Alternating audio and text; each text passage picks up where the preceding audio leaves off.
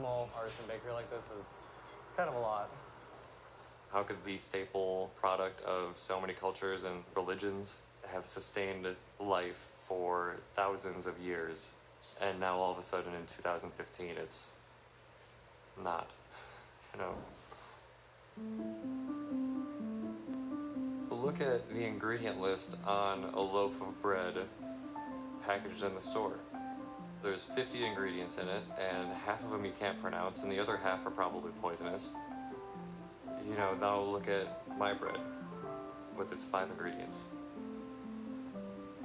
We're in this huge celebration of everything that's going on in the culinary world. Chefs are like rock stars these days. Just because it's whole grain doesn't mean it's not tasty. But we wouldn't be able to do it without the farmer. Really, the best thing that I can do as a baker is to take Marty's really well-grown grains and just not mess with them. I've got 2 starters here. This one from the farm, you can see all the bubbles on top, you can see all the life, you know, it looks really nice and fluffy. And the commodity one is just really kind of lifeless and cardboardy and stale.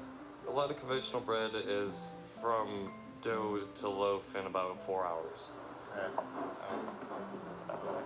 Our sourdoughs and our breads take about 60 hours. Oh, watch your heads as you come down here. We start soakers and pre-ferments on one day. This is our sourdough soaker. This will start fermenting naturally. Good bread in the bakehouse starts here. We come in the following day and we incorporate them into a dough, usually with some sourdough starter for leavening. We bulk ferment them for about 4 hours before shaping them. And those will ferment overnight in the cooler. So we got our sourdough, multigrain, olive in here. This is using Marty's Glen wheat. Everything gets baked and then cooled and then sent out in the morning. It's called singing when you actually hear the bread crackle as it cools. And one of the most rewarding sounds I've come to enjoy. When natural fermentation happens, you don't need to do anything. You just need to let nature come alive.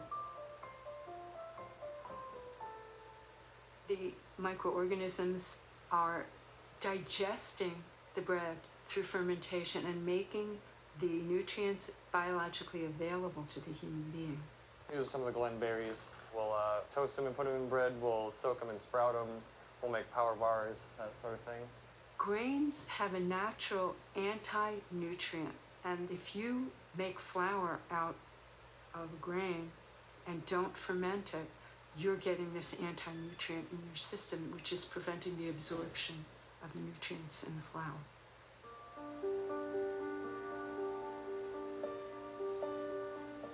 Greg is probably one of the most amazing bakers that I've ever met.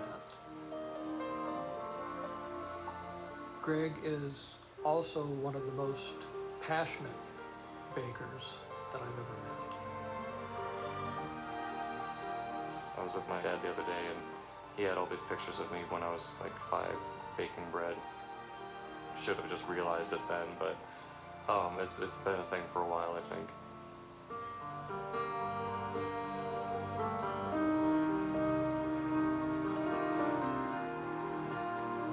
I love pretty much everything about bread making. I love the feel of the dough, I love smelling the grains. If you're on point, it's an incredibly rewarding experience.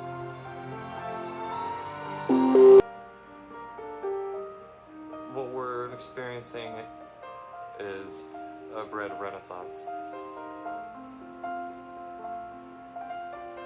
We're realizing just how much we've screwed up as consumers and farmers and chefs. And now we're finally turning that all around.